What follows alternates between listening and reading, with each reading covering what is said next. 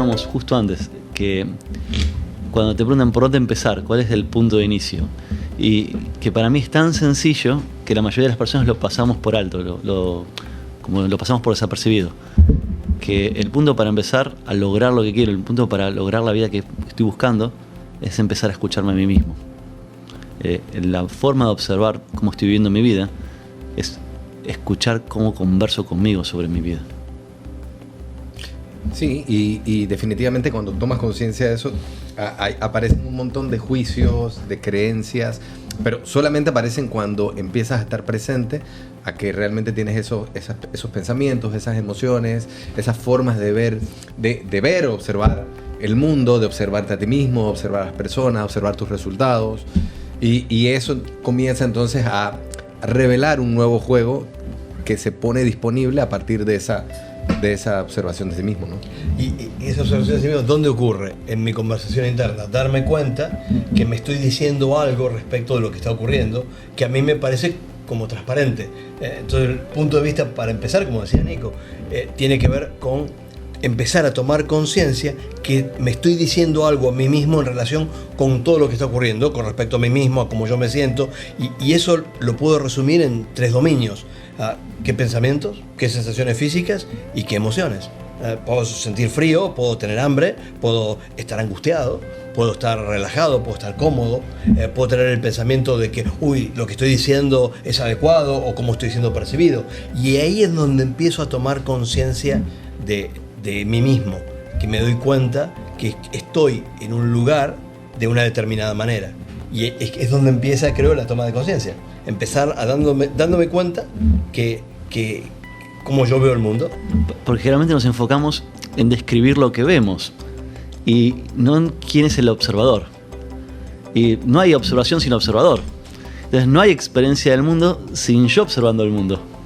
Y eso es la clave de por qué mi vida es como es para mí. No por las cosas que pasan, no por las situaciones que vivo, sino por la forma en la que yo las observo.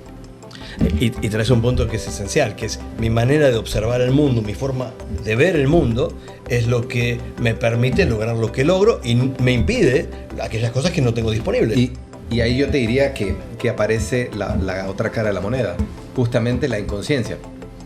¿Qué pasa cuando no tengo conciencia, no estoy presente a ninguna de estas variables? ¿Cuál es la manera entonces en la que me relaciono con el mundo? Vivo como que me pasan cosas. Vivo en un mundo donde me pasan cosas, algunas son las que quiero, otras no, algunas me gustan, en otras reacciono, pero me siento como sin poder para controlar o determinar la vida que llevo. Porque lo único que puedo hacer es reaccionar a lo que me pasa, sin darme cuenta que soy el que lo está generando con la forma de observar. E inclusive la manera de observarte a ti mismo y la creencia que tengas sobre responsabilidad te lleva a pensar que hay cosas en las cuales soy responsable y otras en las que no. Algunas en donde posiblemente creo yo que tengo algún tipo de control o de injerencia, generalmente me las adueño y digo, ok, esta fue mi culpa. Otro efecto que trae no tener conciencia de la conversión interna es vivir como adormecido. Es creer que ya lo vi. Es como esta película ya la vi. Y nunca tuve la experiencia de estar en el día de hoy con la experiencia que tengo hoy. Sin embargo, me presento a una cena, una rutina, como puede ser el trabajo, creyendo que ya lo sé. O como ya sé cómo son mis hijos, o ya sé cómo es mi mujer, o cómo son mis empleados. Y ahí ni siquiera me pasan cosas. Claro. Pasan cosas. Pasan. Me voy alejando y me voy durmiendo. Entonces estoy como adormecido porque no tomé conciencia de mi conversión interna, que en este caso me puede estar diciendo, es reiterativo, es rutinario. Sí, ahí empieza. Eso es muy loco, porque cuando pasa lo que decís vos, Jorge, vivo la historia de mi vida como si yo fuera un espectador. Y soy el protagonista, es mi vida, pero la vivo como si fuera una historia que no tiene que ver conmigo, como si fuera acerca de alguien más. O una proyección del pasado, en donde esta película ya la vi. Y entonces como ya la vi, me relaciono con ella inconscientemente de una manera completamente desapegada, en donde, es más, generalmente si tuve una experiencia que no me gustó en el pasado, entonces simplemente la replico. Esta experiencia es así, entonces la padezco igualmente, aunque no esté ocurriendo nada parecido. Pero ¿cuántas veces estás aburrido o desanimado, te parece que la vida no tiene sentido o es repetitiva? Y lo que está pasando es que te desconectaste de estar presente. Y entonces asumís que este momento, como decía Jorge, que nunca antes ocurrió, es una repetición y no algo que está ocurriendo en este momento. Ahora, ¿por qué hacemos eso? Porque tenemos recursos cognitivos que los dedicamos a otra cosa. Creemos que la situación actual, esta reunión de trabajo, esta cena en mi casa con los chicos, no requiere de mi atención y entonces me ausento. Pero lo que ocurre es que yo dejo de estar ahí. Ahora, ya no estoy en esa reunión, ya no estoy en esa cena, ya dejé de ser aquel que estaba disponible. Luego, soy como un observador distante, tras una nebulosa. Quizás si ocurre algo que me llame la atención, traigo mis recursos cognitivos a la sala y elijo hacer algo que es una reacción, que fue el punto donde vos empezaste. Sí, generalmente la llamada de atención cuando decimos me tengo que poner presente, tengo que hacer algo con mi vida, aparece cuando veo una amenaza. Cuando veo una amenaza es que de repente vuelve mi atención a donde estoy, pero es reactivo. No estoy proactivamente creando la vida que quiero tener, sino reaccionando a las amenazas que percibo en mi vida y respondiendo con los pocos recursos que tengo disponibles. O una oportunidad también te diría yo, pero sigue siendo igual de reactivo. Porque de todas maneras es algo que me interesa, sea porque veo una oportunidad o sea porque veo una amenaza. Pero justamente ahí está el punto. Mi forma de observar el mundo como amenaza, como posibilidad, es lo que determina mi acción. Entonces yo me voy a comportar coherentemente con mi forma de ver el mundo. Ahora, ¿es real esa amenaza? ¿Es real esa oportunidad? ¿Y en qué momento le di esa categoría? Claro, me di cuenta. Tengo conciencia que le di esa categoría, en primer lugar. Elegí yo interpretar las circunstancias de forma tal que eso que yo termino percibiendo como amenaza o posibilidad, soy consciente del proceso que me llevó a decir que esto es una amenaza o simplemente reacciono. O forma parte de una conciencia colectiva o una herencia colectiva de una forma, una creencia colectiva, histórica, cultural. Bueno, diría que todas, si no casi todas, las creencias que utilizamos para interpretar el mundo son heredadas. No tuve el proceso de conciencia. ¿Cuándo me formé esta creencia? De que tenía que formar una familia, de que tenía que tener un trabajo, de que tenía que... ¿De dónde salió eso? Obviamente viene de una cultura, de una historia, de una familia. No es que yo me levanté un día y me inspirado y dije voy a formar la sociedad capitalista y la familia. Nací en un mundo que tenía estas ideas funcionando y las tomé como propias. Y entonces paso mi vida queriendo cumplir mandatos o programas que yo mismo no instalé. Que los tengo, pero nunca decidí tenerlos. Y cuando me pongo consciente de mí mismo, cuando me pongo a escuchar, puedo escuchar dentro de todas esas conversaciones que están ocurriendo siempre dentro mío, ¿dónde está mi propia conversación? ¿Dónde está mi propia voz? Cuando aparezco. ¿Dónde aparezco yo? ¿Y qué elección hago en relación a lo que tengo? Porque ya estas creencias ya las tengo. Pero ahora puedo elegir cuáles de esas me sirven y cuáles no. ¿Cuáles de esas son las que me llevan a la vida que quiero tener y cuáles no? Sí, te vas a un punto que es esencial, porque ¿estoy viviendo mi vida o soy un robot de la cultura en la que nací? ¿Soy una reacción biológica a lo que ocurre en el mundo o elijo? Y aparece el fenómeno de la libertad. Y la libertad ocurre al interior de una manera de ver el mundo. Si yo veo el mundo como que yo no tengo nada que ver con mis resultados, tampoco soy libre. Porque ¿qué libertad tengo? La de quejarme, la de echar la culpa. Eso no es libertad. Aunque hay algunos que como les gusta esa vaina. Pero es la respuesta común, es la respuesta en supervivencia. ¿Por qué? Porque si tengo una explicación que me involucra, tengo que hacer algo al respecto. Y entonces eso cambia el juego. Y cuando cambia el juego... Dependiendo si lo veo como una oportunidad o como una amenaza. Si es como una carga o si un tengo que, o lo veo efectivamente como la gran posibilidad de hacer algo con esto de cara al resultado que yo quiero. Fíjate que hablabas de la libertad. Y yo creo que la mayoría de las personas aspiran a ser libres. Sin embargo, sienten muchas veces que ser libre es hacer lo que quiero o hacer lo que me da la gana. Y eso en el fondo no es ser esclavo de mis impulsos o de mis deseos. Muchas veces siguiendo esos impulsos, lo que obtengo no me da ni felicidad ni plenitud. Me siento más vacío. Sin embargo, creo que estaba siendo libre. Y yo creo que está siendo reactivo, no libre. Completamente. Porque la libertad yo la veo como la consecuencia de la responsabilidad, de ser dueño de mi vida, de ser dueño de mis decisiones, de ser responsable de lo que elijo para mí. Y entonces soy libre de vivir mis compromisos. Si no puedo vivir mis compromisos, ¿qué vida estoy viviendo? Es que yo veo la libertad como lo que me permite abrazar un compromiso. Y entonces soy libre de comprometerme o no. Ahora, una vez que elegí el compromiso como una forma de ser, mi libertad está en integrar ese compromiso hasta que sea real, hasta que sea cierto. Y entonces la experiencia es de vivir según vos mismo y no la cultura, no las creencias culturales, familiares que fuimos heredando. Y te diría que ¿cómo sé que estoy ejerciendo mi libertad? Inclusive, si mucha gente dice, bueno, tengo libertad cuando puedo elegir entre dos o tres más cosas, variables, oportunidades, opciones, elecciones. Y realmente puedes ser libre, inclusive de elegir con la única opción que haya, o con la única posibilidad que haya. ¿Y cómo sé que estoy siendo libre? ¿Cómo sé que estoy ejerciendo esa libertad? Porque la manera en la cual yo me manifiesto emocionalmente, como yo me siento, es como aquel que tuvo el privilegio de elegirlo, integrarlo, adoptarlo, y a partir de ahí el mundo cambia. Y ahí entraste en otro terreno que creo que es una gran fuente de sufrimiento y de confusión. La diferencia entre elección o decisión.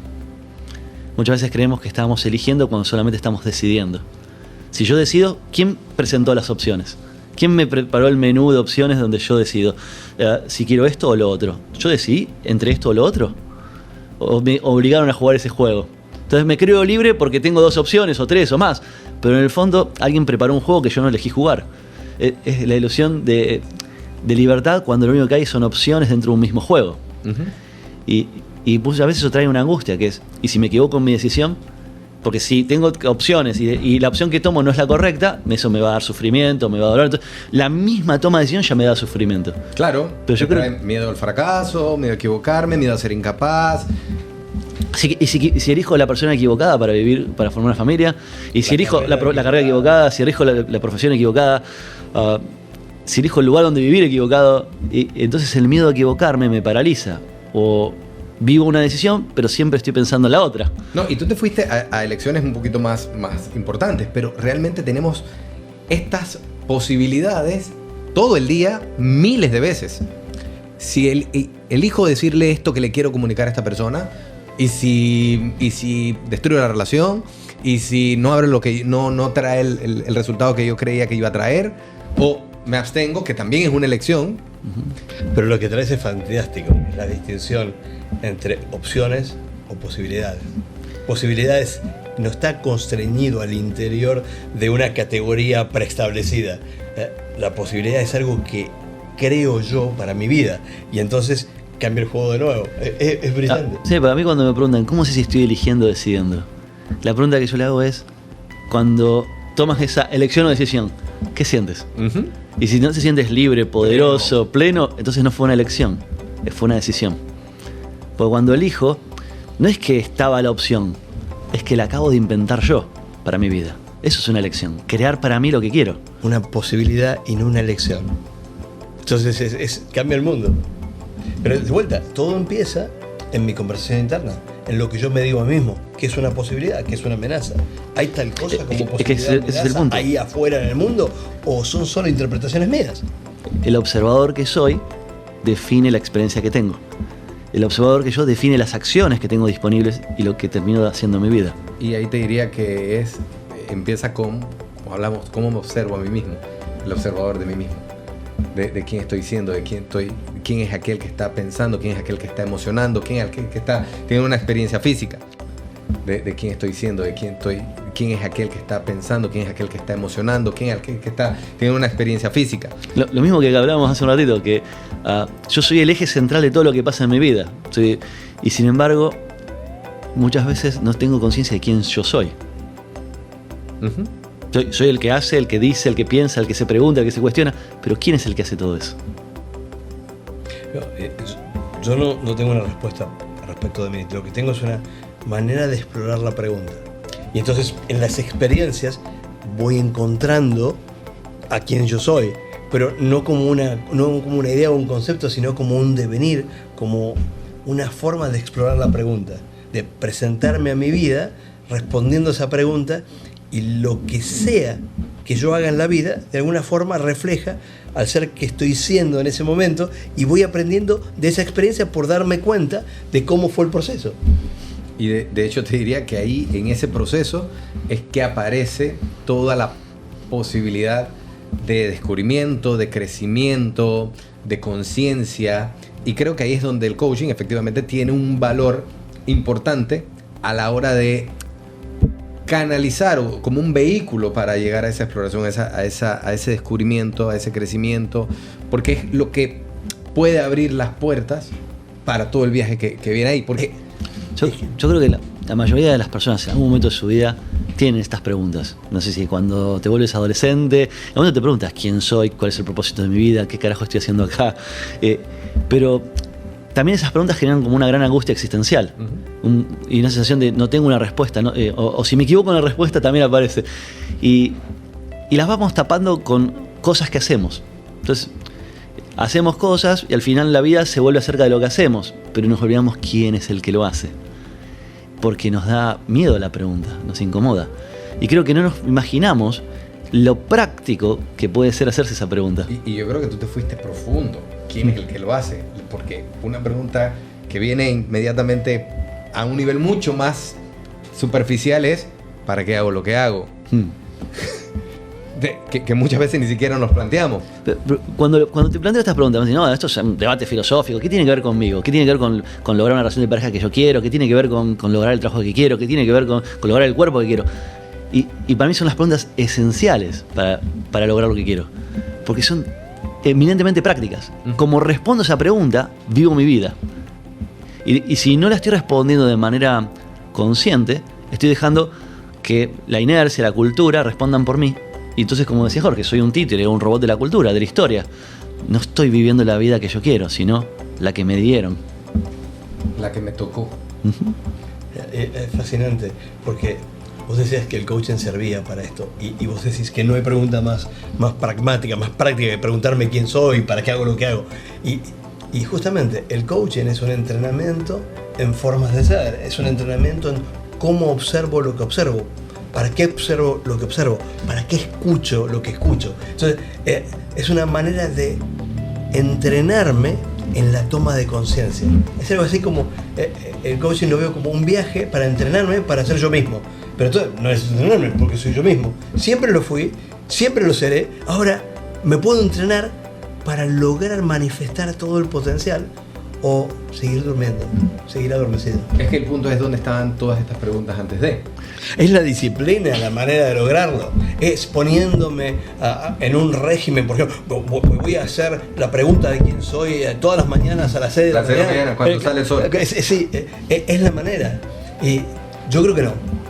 No creo que sea, porque la disciplina la veo como una herramienta de control. La disciplina es porque yo no confío en quién soy y me quiero poner dentro de determinados parámetros porque en el fondo no tengo confianza en mí mismo. Y entonces lo que veo, la disciplina, si bien puede ser útil en algunos dominios por ejemplo, estoy estudiando en la universidad, si no me disciplino en cuanto a la cantidad de horas que estudio o que leo o que estoy trabajando, posiblemente no me gradúe. Lo mismo en un gimnasio. Puede ser una herramienta, pero no la veo como la manera de ser. La manera de ser. Que me puede abrir esta exploración. Yo lo veo más como la curiosidad. Veo que el estar curioso de estas preguntas es lo que me lleva a buscarlas y no la formalidad de la pregunta. Ahora, una vez que empezás la exploración, sí, hay maneras más o menos rigurosas, más o menos disciplinadas, pero no veo... A ver, yo creo que la clave para lograr lo que me propongo, compromiso. Claramente. No hay sustitutos.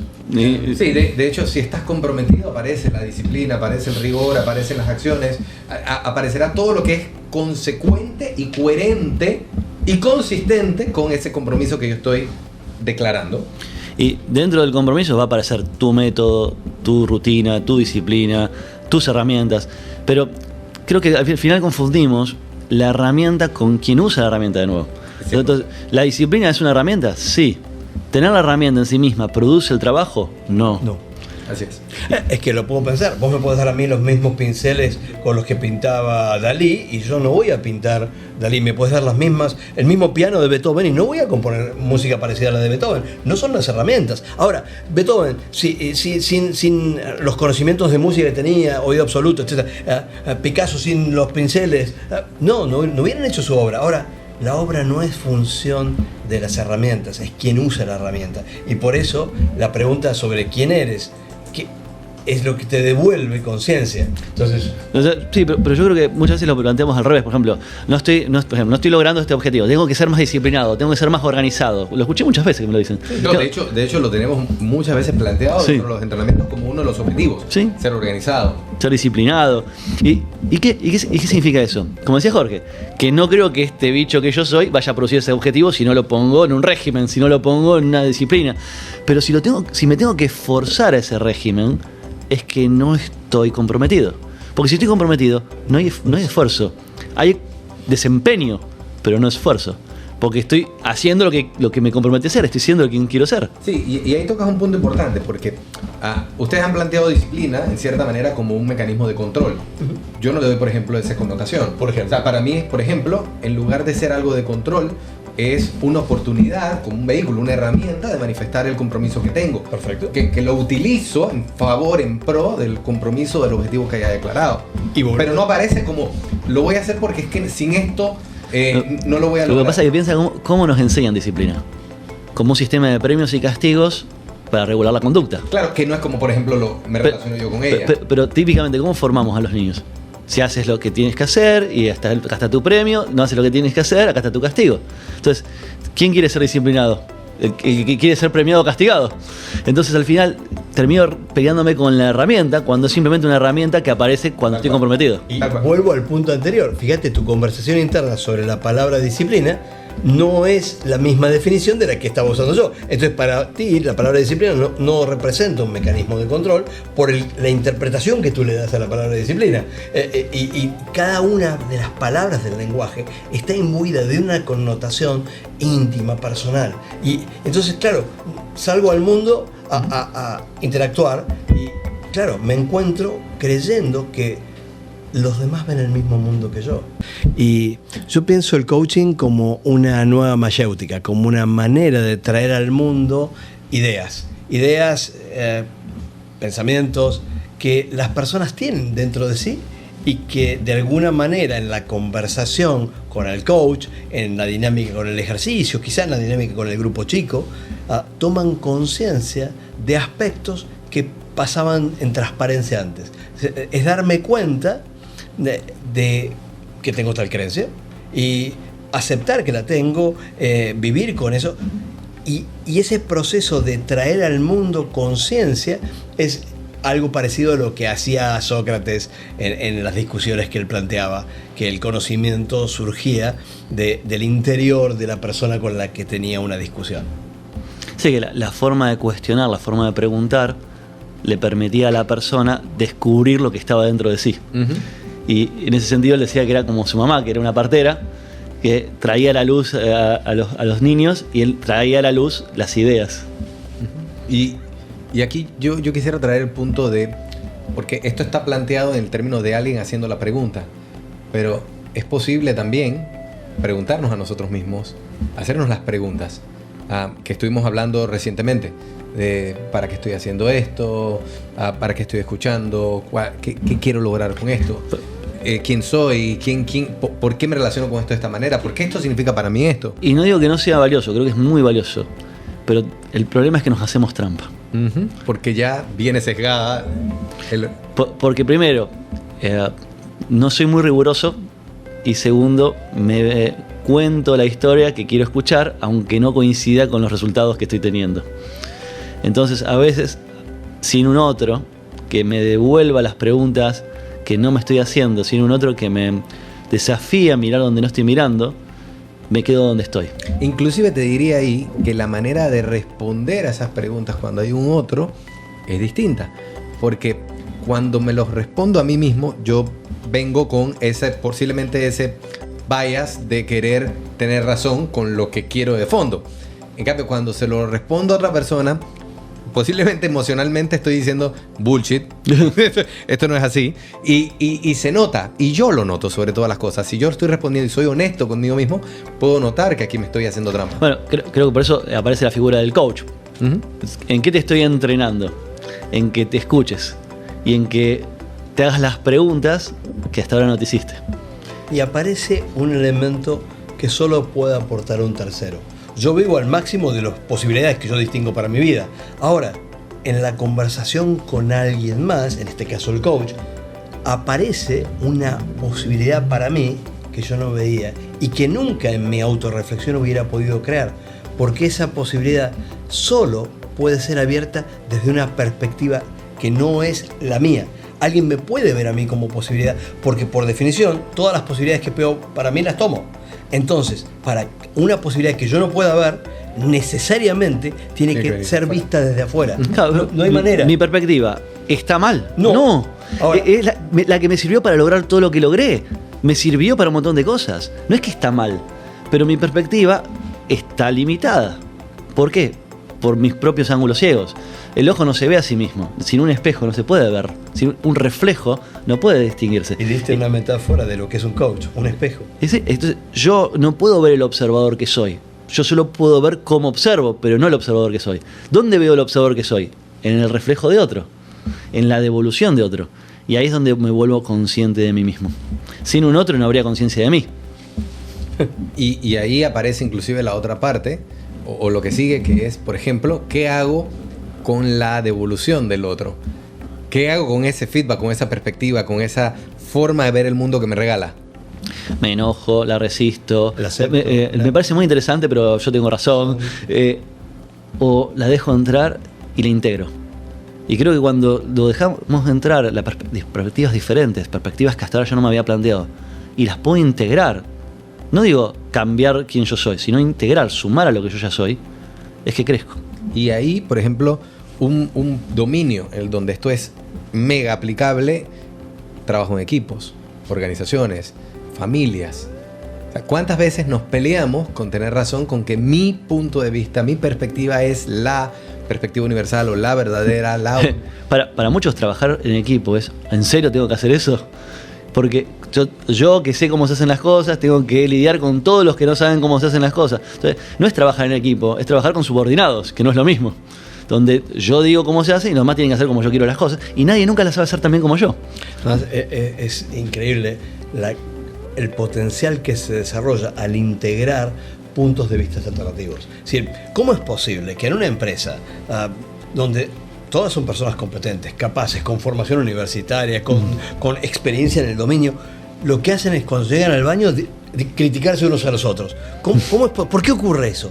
Y al menos en mi experiencia, creo que eso ocurre porque no encontraron la manera de ser honestos y responsables simultáneamente. Porque yo puedo creer que tal persona, el gerente del área que entra en conflicto con la mía, es un idiota, es un tonto. Puedo creerlo, pero no puedo decírselo. Entonces, ¿qué hago? Voy y critico en el baño con un tercero y genero acuerdos y creo un clima realmente muy desagradable. Y ahora, si me voy de vuelta a lo que estamos hablando, es porque no tengo conciencia de que quien está descalificando a la otra persona es simplemente porque su manera de ver el mundo, su opinión acerca del tema, no coincide con la mía. Y yo creo que también vivimos como a la defensiva, defendiendo que nada de lo que yo me identifico sea lastimado. Entonces yo me identifico con mis ideas, entonces mis ideas tienen que ser las que se apliquen, tienen que ser las que todo el mundo reconozcan como verdaderas. Me identifico con mis emociones, entonces no quiero que me rechacen, no quiero que me ignoren. Entonces, como estoy totalmente a la defensiva, veo lo que los demás hacen como el ataque de un enemigo. Y creo que la tienen contra mí, que lo hacen para lastimarme, que lo hacen para perjudicarme. Y entonces vivo justificándome a la defensiva. Y muchas veces cuando alguien me pregunta, ¿y por qué debería escuchar a alguien que piensa diferente?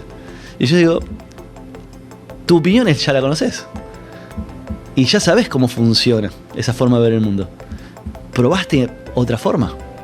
El otro te está regalando otra perspectiva del mundo. Si la podés aprovechar, estás creciendo. Y en un equipo, lo que decías, si en lugar de estar todos defendiéndonos de que yo tengo la razón o de que mi forma de ver el mundo es la que sirve, incluso resistencias pasivas, yo no lidero el grupo y digo, hagan lo que quieran, pero mi forma de participar es con el menor nivel de compromiso, porque no estoy de acuerdo o porque hago lo que me dicen. Si todos pudiéramos aportar lo que tenemos y tomar lo que los demás aportan, cada uno no solo lograría la meta, nos iríamos de esta experiencia más ricos. E inclusive sería una manera de aprender a ver el mundo a través de los ojos de otras personas. En el fondo, lo que yo percibo como un enemigo, lo que percibo como un ataque, es una oportunidad de aprendizaje. Es un maestro. Si quisiera, lo podría tomar como un maestro, porque me está devolviendo a mí mi límite. Mi límite para relacionarme con esa persona, mi límite para comprender el mundo de esa perspectiva. Exactamente. De hecho, inclusive enemigos, a personas que abiertamente podrían estar atentando de alguna manera con un objetivo mío o lo que fuera, directamente, puedo verlo inclusive como la oportunidad de crecer. Nosotros vivimos esa experiencia. 100%. Una persona que estaba completamente decidida a desprestigiarnos, a ir en contra de lo que hacíamos, para mí fue un gran favor que nos hizo. Fue la que nos impulsó a crecer como nunca. De hecho, fue un hito. A partir de ahí apareció todo el desarrollo. Y lo mismo ocurrió, por ejemplo, con el tema COVID, con el tema pandemia. Cuando nos pudimos haber victimizado de eso, que hacíamos entrenamientos presenciales, que únicamente podíamos hacerlo a aglomeraciones, que si no tenía ningún sentido porque no tenía el mismo impacto, nos llevó a replantearnos la posibilidad de encontrar un vehículo distinto, de seguir haciendo diferencias, de seguir pudiendo hacer coaching ahora a través virtual. ¿Y qué ganamos? Ganamos un nuevo vehículo, ganamos un nuevo mercado de posibilidades. Ahora tenemos personas de todas partes del mundo que tienen la posibilidad de integrarse a esta manera de explorar la conciencia, la manera de ver el mundo. Y además lo que a mí me emociona es el otro día cuando juntamos parte de la comunidad online con la comunidad presencial, que no había diferencia. Las experiencias vividas habían sido las mismas, hablaban el mismo idioma, habían logrado una experiencia similar en formatos completamente distintos. Y eso fue el logro que la pandemia nos regaló, que jamás nos hubiéramos planteado que era posible hacer eso de esa manera si no hubiera sido porque no había otra forma de hacerlo. ¿Sí? La resiliencia, tomar las adversidades como el mapa que me lleva a donde yo quiero. ¿Por qué te vas a meter en medio de un mar tormentoso? Y porque quiero ir en esa dirección. No voy a ir en esa dirección porque el clima sea favorable, sino porque quiero ir ahí. ¿Por qué voy a vivir la vida como la veo? Porque quiero tener una experiencia determinada. Fíjate que cuando te cuentan una historia de éxito, una persona que logró éxito y te cuentan las vicisitudes que vivió, los contratiempos que tuvo y cómo los superó, podrías pensar, bueno, gracias a que superó esas vicisitudes logró tener éxito. Y yo pienso que gracias a que tuvo esa vicisitud y respondió como respondió, es que tuvo éxito.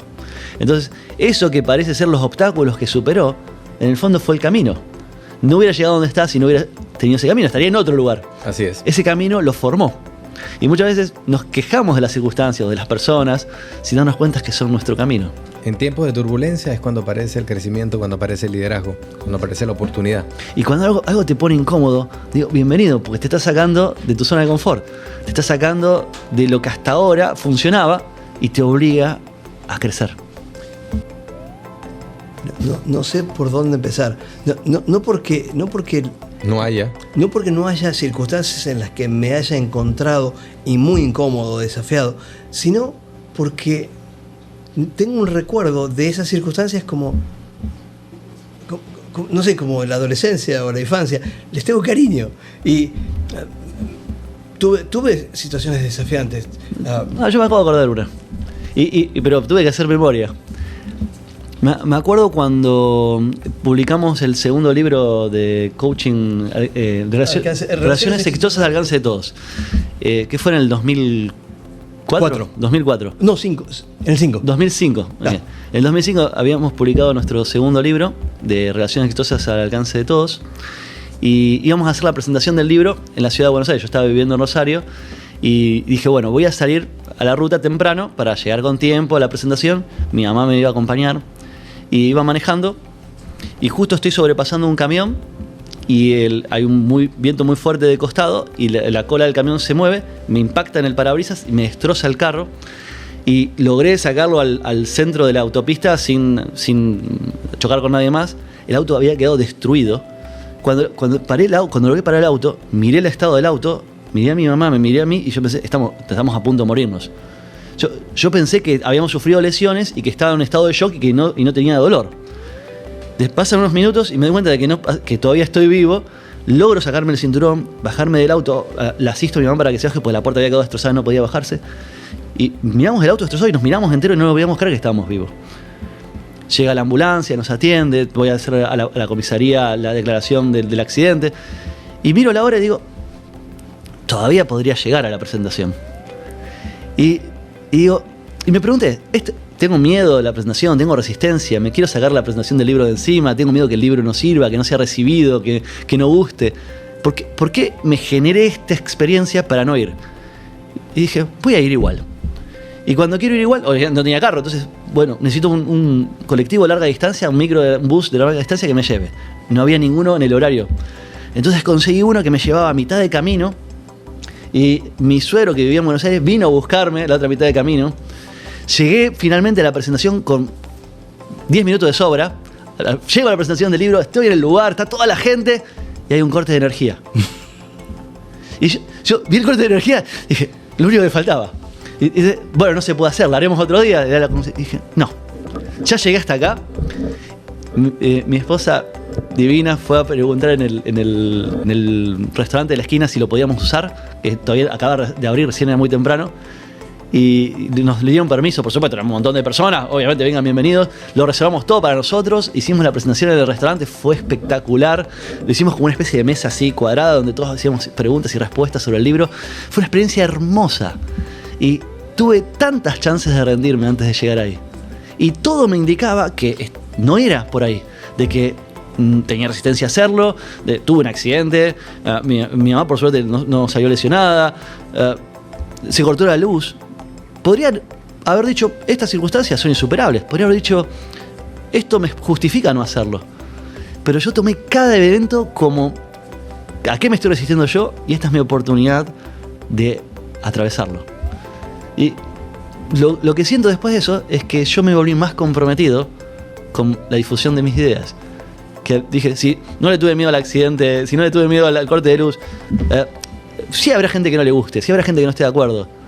Pero yo no voy a ser el límite para divulgarlas. Yo te diría, ahí cuando estabas hablando me acordé, por ejemplo, el accidente cuando me cayó el aro de básquet encima, que estuve así de morir asfixiado por todo el tablero y demás, y que me acordé cuando ya estaba finalmente, cuando salí, cuando pude sobrevivir físicamente, porque primero el aire me faltaba, y el amigo que estaba conmigo logró levantarlo en el segundo intento, porque en el primero lo cogió suave.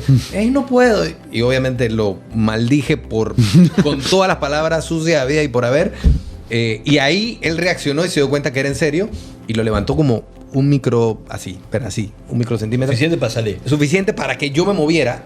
Con la clavícula fracturada, con la escápula fracturada, con los dos pulmones perforados, costillas rotas, logré salir de ahí. Y cuando salgo, entonces me entero, aparte que tenía los ojos llenos de la fibra de vidrio del tablero, no podía abrirlos, porque lo único que veía era así como el universo entero, así en oscuridad. Y me dice, no, está sangrando, lo que escuchaba, ¿no? Está sangrando pues, la frente y demás.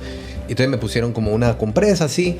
Y llamábamos al 911 mientras llegaba, que demoró 45 minutos. Cuando finalmente estoy en la camilla de la ambulancia, que yo dije, bueno, aquí, porque yo sí, la preocupación mía era morir asfixiado, porque sentía que cada vez la capacidad pulmonar la tenía menos. Cuando yo finalmente estoy en la camilla y yo dije, bueno, de aquí me hacen una traqueotomía, lo que fuera, ya sé que aquí por esto no me voy a morir. Pude ponerme consciente, presente. Me acuerdo que lo primero que dije fue, ¿para qué me generé esto? ¿Qué tengo pendiente? ¿Qué conversaciones tengo pendientes? Quizás con mi socio, quizás con mi familia, quizás con mi esposa. Y fue lo primero. Y después dije, mierda, ¿y si esto fuera el fin del juego? ¿Qué manera más pendeja de morir? ¿Qué huevas son? Así se termina, pues. Fue lo primero que dije, así se termina. Así va a terminar mi vida. O sea, con una ida a jugar básquet y por ahí cambié una red que se me cayó encima, terminó. Y dije, bueno, ¿y si fuera esto? ¿Cuáles fueron mis últimas palabras? Me acuerdo que fui pasando de niveles de conciencia así, uno tras otro. Y dije, ¿y si esto fuera el juego, el fin del juego? ¿Cuál sería mi última palabra? ¿Cuál sería mi último mensaje? me acuerdo que dije es a mi familia que los amo y que vivan, que sean felices, que sean auténticos y que vivan su vida como quieran. Y a la comunidad que ya teníamos, pues ya teníamos 3 años haciendo esto, era enrolen, sigan pasando la antorcha. No dejen que este fuego que encendimos y que costó encenderlo se apague. Me acuerdo que eso fue auténtico, pero fue lo que me acordé cuando hablaste de accidente, pero también a la vez me trajo el recuerdo, por ejemplo, cuando estábamos en los primeros años de crear esto, en donde la gente ve obviamente el resultado final y no se da cuenta de las vicisitudes que habían, de todos los desafíos, de todos los vergueros que había al inicio, sobre todo los 2-3 primeros años. Y yo me acuerdo estar varias veces queriendo rendirme. Y tenía, como cualquier empresario o emprendedor, los mismos desafíos. La familia en contra, eso no está dando, eso no es lo que está dando para que podamos vivir, estás descuidando tu verdadera carrera profesional por esto, no estás en casa. Todos los desafíos que tiene un empresario que está poniéndole alma, vida y corazón a su emprendimiento. Y yo me acuerdo que cada vez que aparecía y decía, ¿quién soy yo? Porque ya teníamos, no sé, 500 graduados. Y yo decía, ¿quién soy yo para quitar esta posibilidad del mundo? Nos preguntan, ¿no pagan precios? Sí. Y caros. Pero a la vez no. Porque no lo veo como un precio. Como decía, es el camino que me trajo hasta acá. Es lo que me formó como soy. Entonces, como Jorge lo decía recién, le tengo gratitud a lo que pasó. Uh-huh. Y no es que es lo que tuve que superar. Estoy agradecido que pasó eso. Estoy agradecido de esas vicisitudes. Yo lo veo como... Pero es como extraño, porque el mundo ocurre como yo quiero. No, casi nunca. Pero está fenómeno. Está perfecto como es. Es las dos cosas simultáneamente. Entonces a veces emocionalmente me siento que no puedo con las circunstancias. Y cuando eso ocurre, hay alguien. Nico, está Leo, está mi mujer, mis hijas.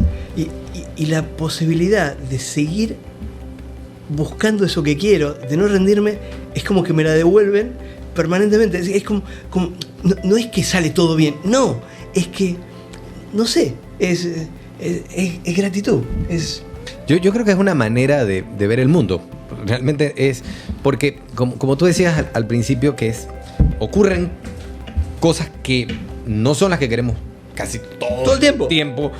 Ahora, mi experiencia de vida no es esa, por más que sea un verguero de tamaño mayúsculo, no lo vivo así. Generalmente así, obviamente hay un proceso, como tú decías, no es que ahora veo el mundo en Technicolor. El tiempo que paso en el desafío, en el tiempo que paso en la emoción, que obviamente no es que es ni fea ni mala, sino que simplemente no abre las posibilidades que yo quiero, cada vez es menor. Sí. O sea, no es que no ocurre. Simplemente la manera en que yo me relaciono con eso es que para mí ese es el resultado del entrenamiento. La velocidad con la que te corres del lugar. Uh-huh. Y la manera en la cual te relacionas con todo, con cualquier resultado. Con cualquiera. Y en los últimos 2 años yo puedo decir que, te lo decía a ti, Jorge, en estos días, que yo siento que son los 2 años de mayor crecimiento personal que he tenido en mi vida, en mis 40 y casi 5 años. Estos 2 últimos años son los que, tiempos turbulentos, me llevaron a crecer en cada uno de los dominios de mi vida de formas completamente distintas, pero que definitivamente, así como te lo dije, yo no soy el mismo Leo de hace 2 años, pero ni remotamente cerca. Yo pienso que hay como 2 grandes fuerzas que nos mueven del lugar. Una es el sufrimiento. Cuando algo duele demasiado, dices, no puedo seguir así, y buscas una salida, una solución, un cambio. Y generalmente el sufrimiento es algo que viene de afuera. O es una forma en la que yo me relaciono con lo que viene de afuera. Para ser más riguroso. Pero, no sé, la muerte de un ser querido, me despiden de mi trabajo, me separo. Sí, pasan cosas que no estaban dentro de lo que yo quería y las vivo con dolor, con sufrimiento, y eso me dice, no puedo seguir así, no puedo mantenerme de esta manera. Y la otra fuerza que yo creo que es la que me mueve del lugar es el amor. Y por amor somos capaces de crecer, por amor somos capaces de desafiar límites, por amor hacemos cosas que no nos cabían antes. Uh-huh. Y entonces, entre esperar que la vida venga y me patee el culo y me diga, esto te duele lo suficiente como para moverte del lugar, o moverme porque elegí amar, elijo moverme porque elegí amar. Y de esta manera, entrenarte no es un desafío. ¿Qué otra cosa haría? Para mí es un privilegio a poder cada vez... Nada, es vivir. Para mí es vivir. Es vivir con conciencia. En lugar de sobrevivir. En lugar de sobrevivir. Con lo que sea que, la vida tire. Con lo que sea. Y se te quedó una importante, que es la enfermedad.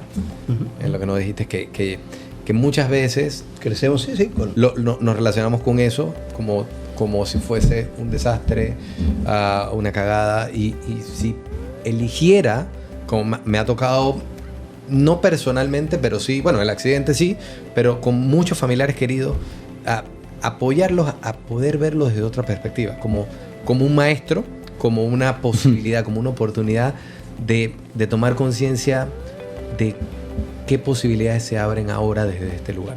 Y cambia automáticamente la manera en que emocionan, piensan, se relacionan con... Es que, por ejemplo, cuando decías la enfermedad, lo primero que pienso, que siento cuando me enfermo es no quiero estar enfermo. Está mal enfermarme. Pero de todos modos, que no quiera o que no me guste, no cambia que ya estoy enfermo. Así es. Entonces, si elijo tomar la enfermedad como un aprendizaje, no es que dejo de estar enfermo, es que por lo menos me sirve para algo.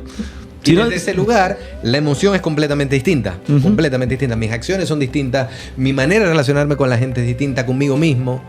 No, trae conciencia corporal, es un camino. Pero creo que se puede aplicar a todo. Por ejemplo, no tengo los ingresos económicos que quiero. Y entonces no quiero, está mal, pero si me enojo, reacciono o protesto a eso, no cambia mi situación. Ahora sí digo, ok, ¿qué puedo aprender de esta forma en la que yo me relaciono con el dinero? ¿Qué tengo para crecer yo? No es que inmediatamente se llena mi billetera. Es que con el mismo dinero elijo crecer, elijo aprender. Que de la otra manera es, porque no tengo dinero no puedo crecer. Y posiblemente tenemos resultados en nuestras vidas que hemos logrado quizá en algún momento inconscientemente. O por quien fue funcional a lograr ese objetivo, pero no tenía conciencia de cómo lo había creado. Y este tipo de baches, este tipo de desafíos te lleva a poder distinguir el proceso. Esa es la clave. Que compromiso tuve porque logré lo que me propuse, pero no aprendí a lograrlo. Entonces no hice las distinciones. Entonces lograrlo de nuevo dependerá de que las circunstancias sean las mismas, de que yo sea el mismo, de que las personas sean las mismas, porque si me cambian algo, no estoy preparado para esas circunstancias. Porque no hice la distinción de qué es lo que funciona y qué es lo que no. Simplemente lo logré.